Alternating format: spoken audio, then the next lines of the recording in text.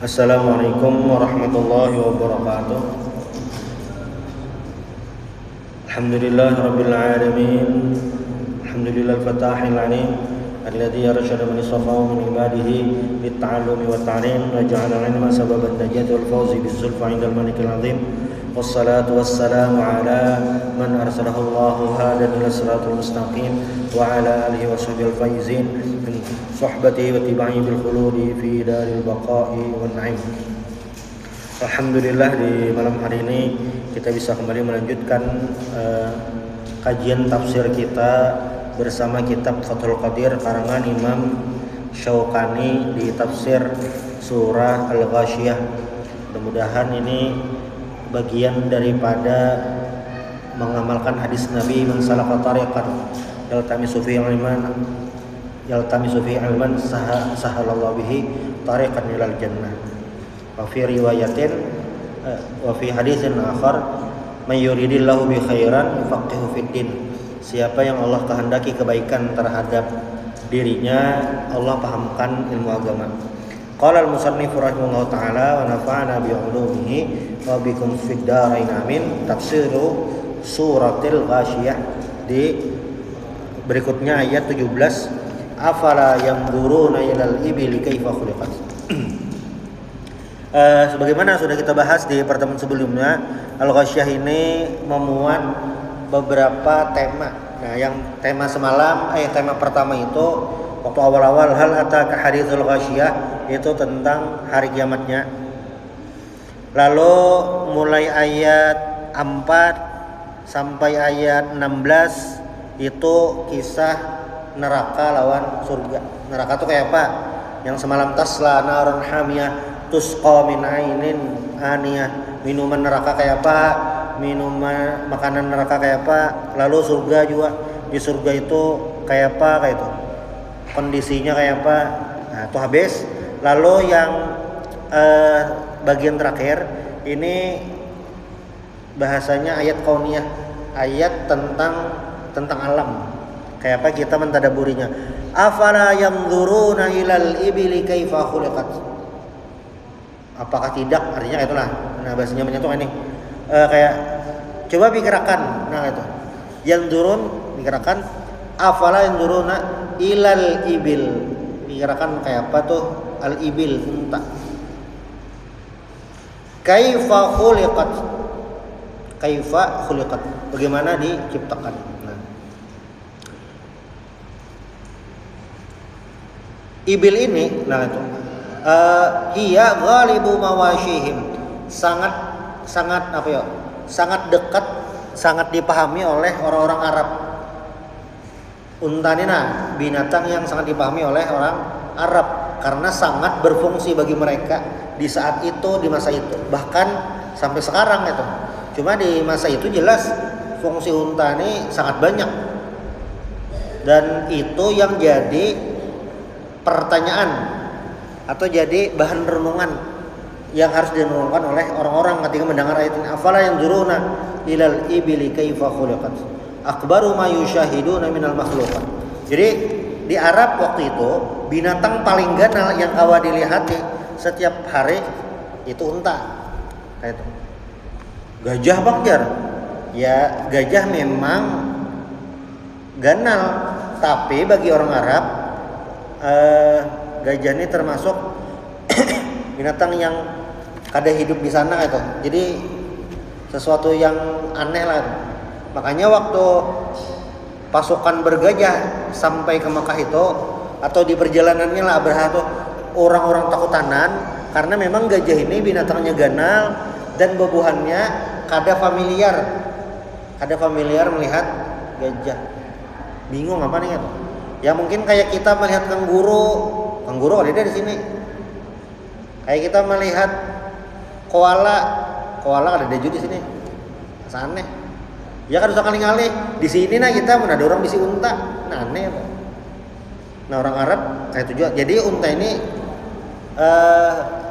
di lingkungan mereka binatang yang paling ganal. Kaifa khuliqat, bagaimana unta ini diciptakan? Anunya bentuknya ganal. Begitu pulang wa mazidi quwwatiha, kuat. Unta ini binatang yang kuat. Begitu pulang wa badi'i awsafiha, sifatnya tuh luar biasa unta nih. Kucing itunya bilanya kawin di mananya hendak di situ. Ayam di mananya hendak di situ. Unta tuh nya kada, unta kada kayak kucing, sembunyi gitu nya. Kada enak dilihati. Untuk ukuran binatang ini apa adanya nih, dilihat sisi manusia bagus lah kan.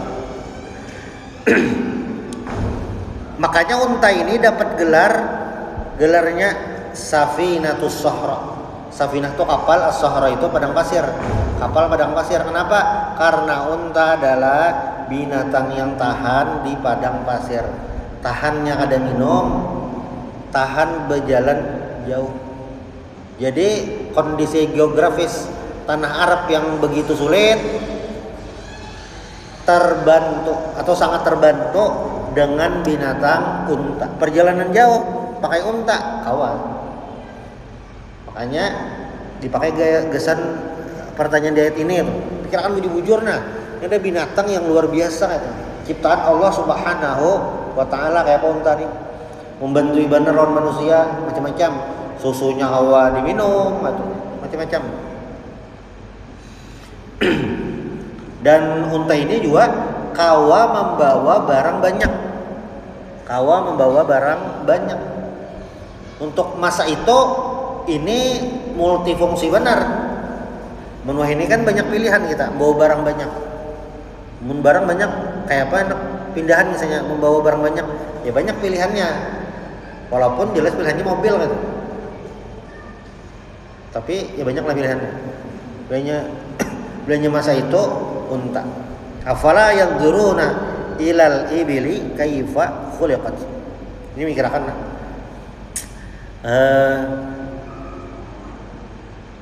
Wa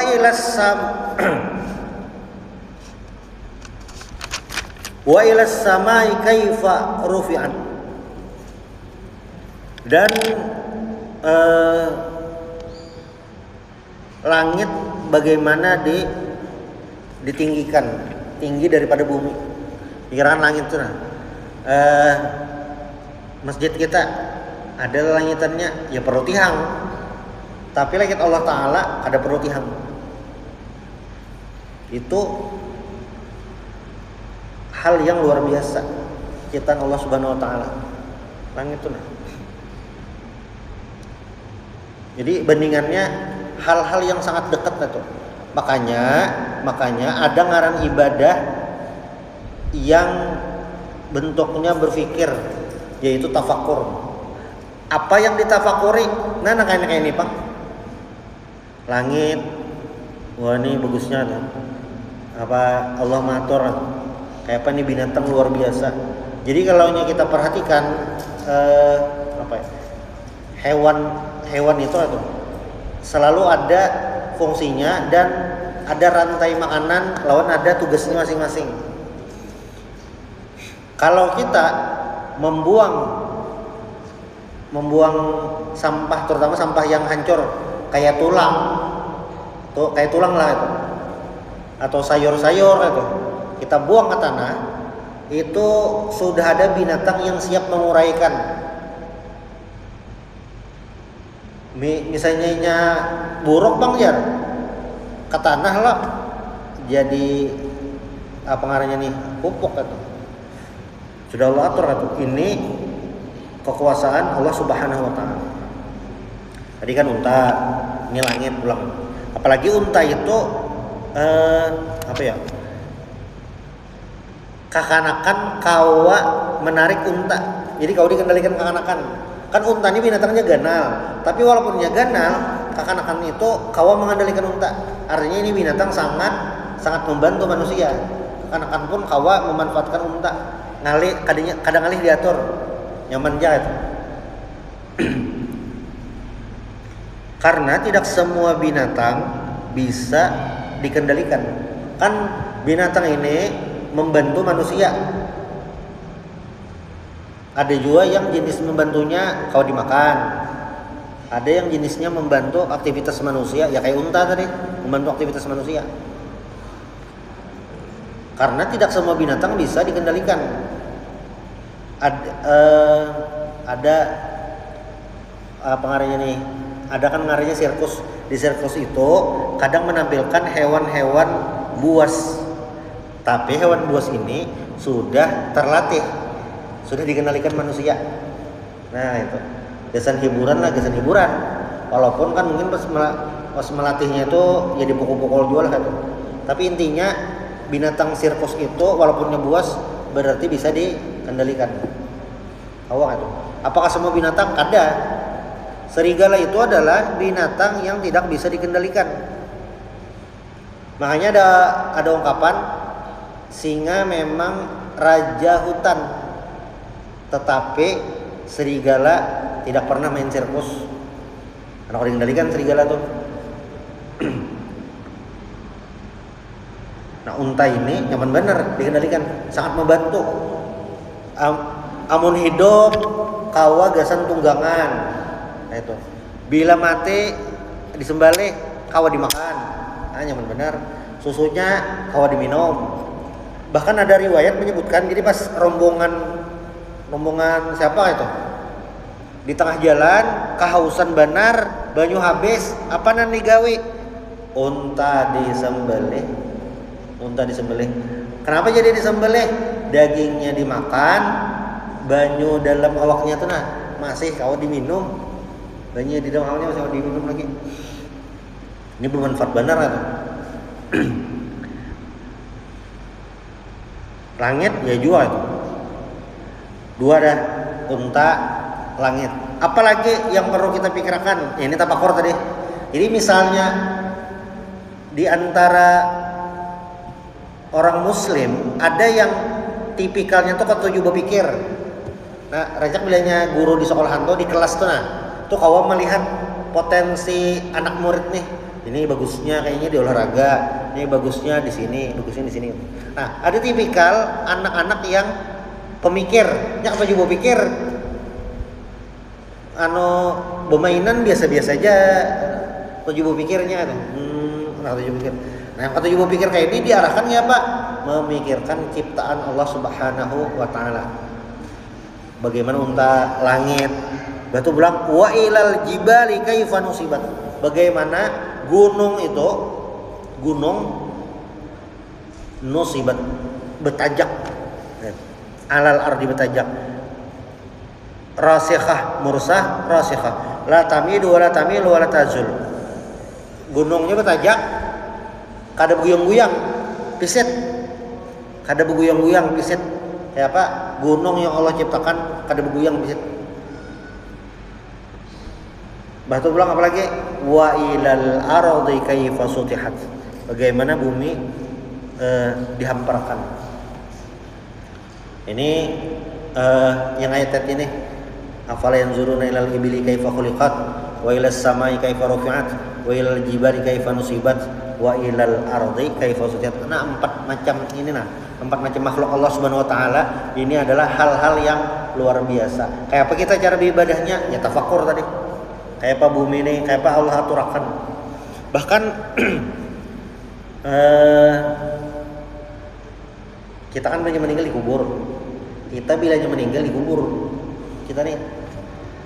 Nah, manusia di kubur kayak itu yang kan ya hancurlah itu di tanah ratusan tahun di kubur dah hancurlah itu. Itu kan jadi bahasanya jadi pupuk kesan tanah. Bahkan meninggal pun tetap bisa memberi manfaat untuk lingkungan. Pikiran wah mantap bener nih syariat nih maturakan kayak itu sampai ke situ tuh. Jadi bermanfaat. Sudah itu 4 macam. Afala yanzurun an wa ilal ardi kaifa sutihat. Nah, hanyar pengingatnya fadzakir innama anta mudzakir.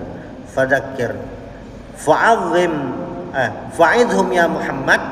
Fadzakir ini ingatkanlah mereka wahai Muhammad wa khawifhum dan takutilah mereka, ingatkanlah rasa takut mereka, tsumma 'alil amra bitadzkir. Kemudian ketika menyuruh ingatkan bahwasanya disuruh beribadah menyembah Allah Subhanahu wa taala.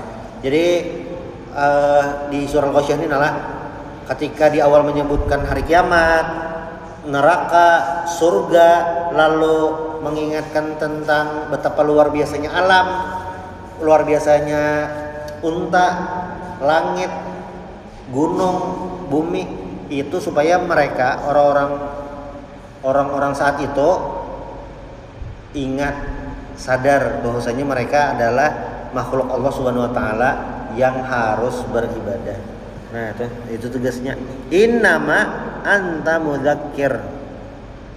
Laisa 'alaika illa dzalik. Kamu pengingat. Jadi nabi itu mengingatkan. Nabi-nabi sebelumnya sama nabi-nabi sebelumnya pengingat juga. Nabi Ibrahim pengingat Raja Namrud. Nabi Nuh pengingat umatnya sudah melenceng jauh itu. Nabi Musa pengingat Fir'aun. Pengingat tugasnya. Bahkan kan salah satu Nabi Ulul Azmi ya, Nabi Musa nih, ini tugasnya berat mengingatkan Fir'aun, yang mana Fir'aun itu dahulunya mengasuh Nabi Musa. Balas jasanya tuh, ada tuh hutang jasa. Nah, kata Nabi Musa tuh hutang jasa lawan Firaun. Karena Nabi Musa tinggal di istana, hidup di istana. Ngalih. Apalagi posisi Firaun ini adalah sangat kuat secara politik, militer. Bisi pasukan Firaunnya, bisi menteri-menteri. Ada Haman itu kan pejabatnya Firaun. Ada Qarun, orang sugih, yang pengusaha yang membackup Firaun. Sulit Nabi Musa tuh dakwahnya. Tapi apa? Nabi Musa adalah sebagai pengingat. Fadzakir. Nah, namun di sini ayatnya tujuannya kepada Nabi Muhammad sallallahu alaihi wasallam. Fadzakir innama anta mudzakir. Lalu lasta alaihim bimusaitir. Ini lasta alaihim bimusaitir ini kan maknanya lasta alaihim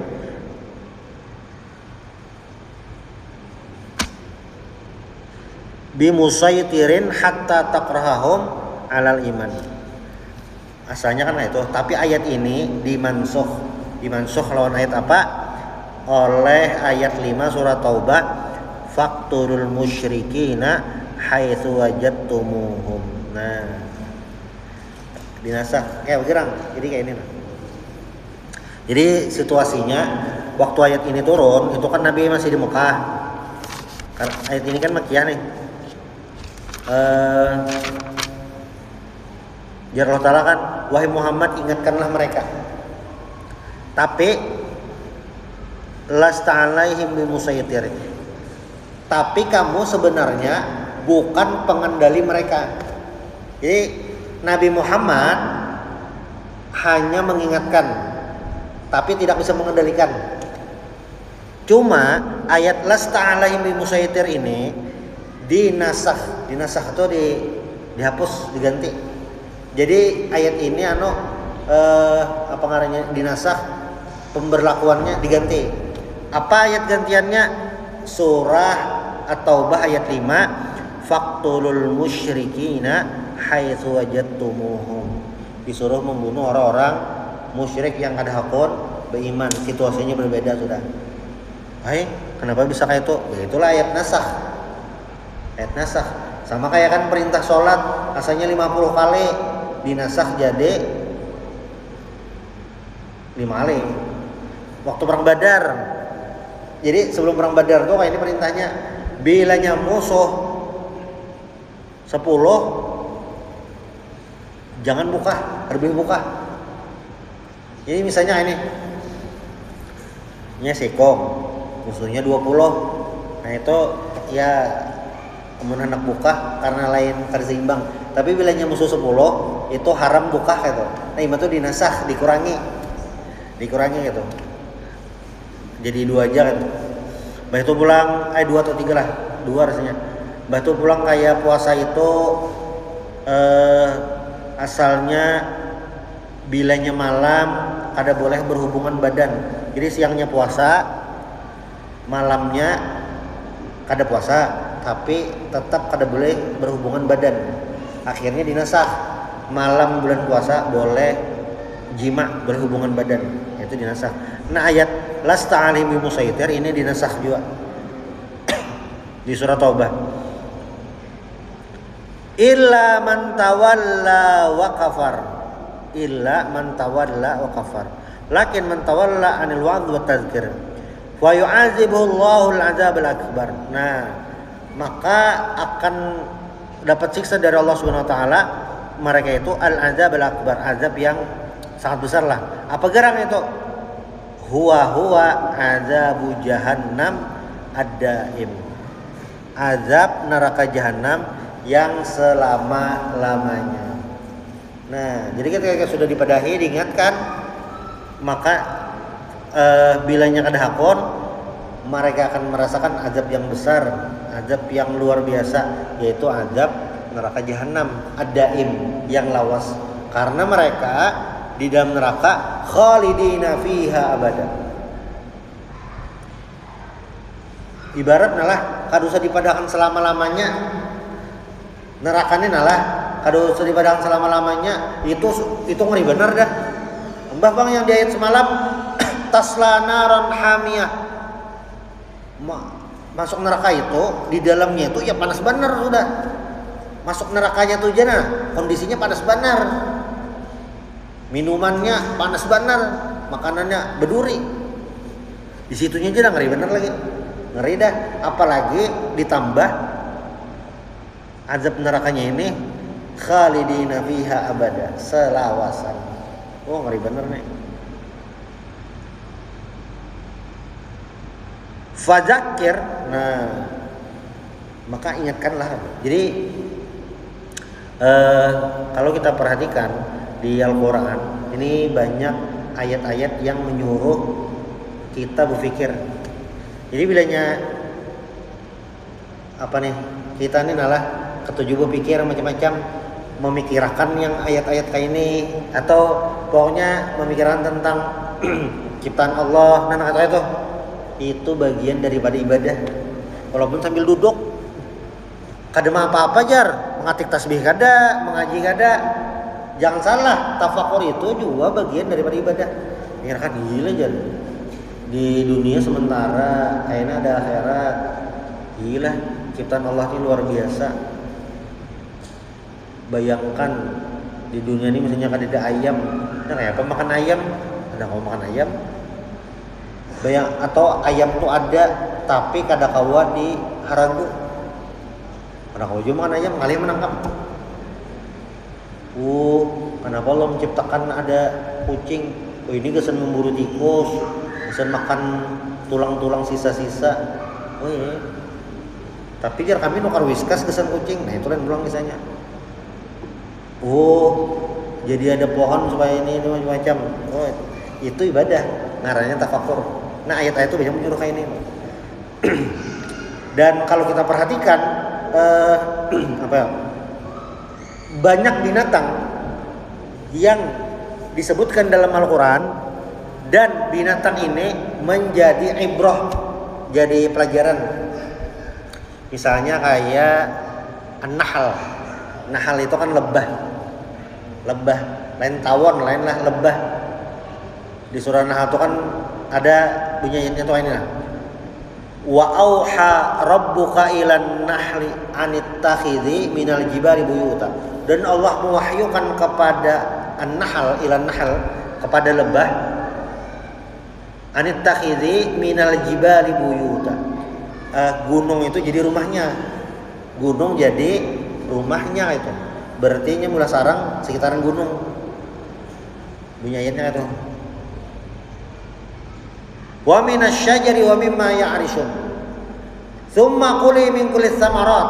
Nah, kemudian di ayat ini Allah menyuruh si lebah ini, an-nahl ini memakan as-samarat, buah-buah.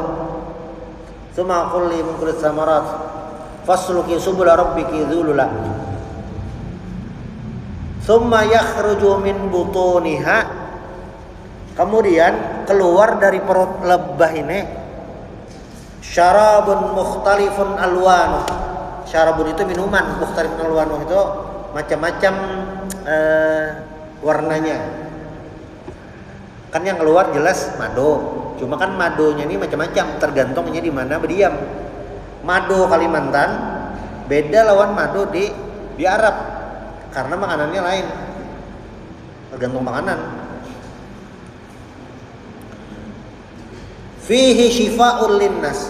Nah, madu itu syifa'ul linnas, obat gasan manusia kan. Walaupun ada catatannya kayak itu. Catatannya apa? Ya kadarnya, ketentuannya, ada yang bebarang aja kayak itu. Minum madu, kada bigas-bigas saya lagi najar. Nah, kan harus ada aturannya. Tapi di ujung ayatnya lah, inna fi dzalika laayatil liqaumin yatafakkarun. Inna fi dzalika, sungguh demikian itu, inna fi dzalika laayatil liqaumin, tanda gasan orang-orang yang yatafakkarun, berpikir. Nah, disuruh berpikir sehingga ibadah kita itu lengkap. Ada ibadah andakannya di hati, atau ibadah tuh kawa digawe di dalam hati. Apa itu ngarannya? Ibadahnya tuh ngarannya niat. Niat tuh. Nih nah, ben duduk nah. Berniat kayaknya malam hendak tahajud. Nah, dihitung deh ibadah ada pahala. Pahala niat hendak tahajud. Walaupun pas malam bangun kada tahajud, guring pulang. Poese bameh guring pulang itu. Tapi niat sudah ada. Itu ibadah hati. Ibadah fisik ya kayak sembahyang, ibadah fisik. Ibadah lisan bang, yang membaca zikir subhanallah, alhamdulillah, Allahu akbar. Ibadah pikiran ya tafakur. Malam melihat bintang, bintang bagusnya luar biasa nih. Bilanya kiamat kayaknya bintangnya beranjahan atau syukur belum beranjahan lagi karena belum kiamat. Itu tafakur. Selalu ada kayak itu pilihan-pilihan ibadah tergantung orangnya. Dan para sahabat Nabi pun waktu di zaman Nabi itu melakukan aktivitasnya masing-masing sesuai potensi masing-masing. Khalid bin Walid orang lapangan. Sidin terkenal dengan Saifullahil Maslul, pedang Allah yang terhunus. Pahala Sidin banyak di lapangan, lain membuka majelis taklim lain. Waktu kaum murtadin merajalela, jadi kan waktu Sayyidina Abu Bakar jadi khalifah nih kan. Nah, di Jazirah Arab, bila kita lihat peta tuh nah di atas ada Jazirah Arab, kacau di atas 80% terjadi kekacauan. Yang ada kacau itu kan Mekah, Madinah, Taif, beberapa perkampungan lah. Kacau macam-macam. Ada yang kada hakun bayar zakat. Oh, Nabi meninggal, kami ada lagi bayar zakat, tapi tetap sembahyang gitu. Ada yang bobulik ke agama dahulu. Ada yang mengaku jadi nabi palsu. Wah, ini kan coba benar kan? Nah, siapa yang ditugaskan untuk menyelesaikan itu? Komandannya, salah satunya. Memang ada beberapa orang lah. Salah satunya adalah siapa? Khalid bin Walid. Nah, di situ banyak sini.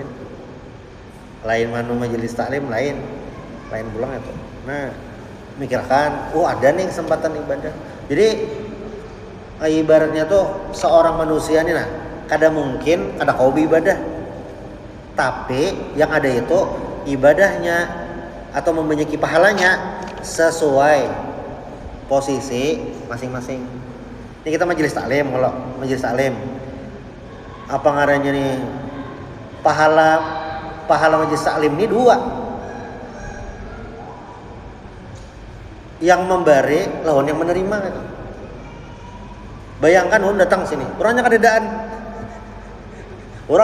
ya apa? Salah hari misalnya kosong, kadedaan orangnya atau bulikan. Siapa yang dilajari? Ya kadeda. Jin kada kelihatan, kada tahu. Dia takut nih kada kau jadi menjawab. Amun menjawab juga ya bisa takutan juga. Dua itu ada posisinya. Nah, makanya ayat yang fadzakir innam anta mudzakir, pengingat itu ya itu tugas Rasulullah sallallahu alaihi wasallam. Lalu lanjutan ayatnya, inna ilaina iyabahum, sesungguhnya kita ini rujuhum ba'dal mauti. Jadi Allah Subhanahu wa taala itu adalah tempat kembali. Allah taala itu tempat kembali. Lalu ayatnya ditutup, tsumma inna alaina hisabahum. Nah, sesungguhnya apa ngarannya nih, kita ini jazaahum ba'da rujuhum ilallahi bil ba'si.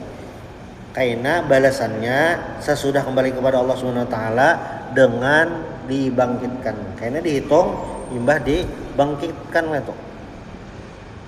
Nah, wa summa litarahi fil rutbah li bu'di manzilatil hisab fi syiddah an manzilatil iyab.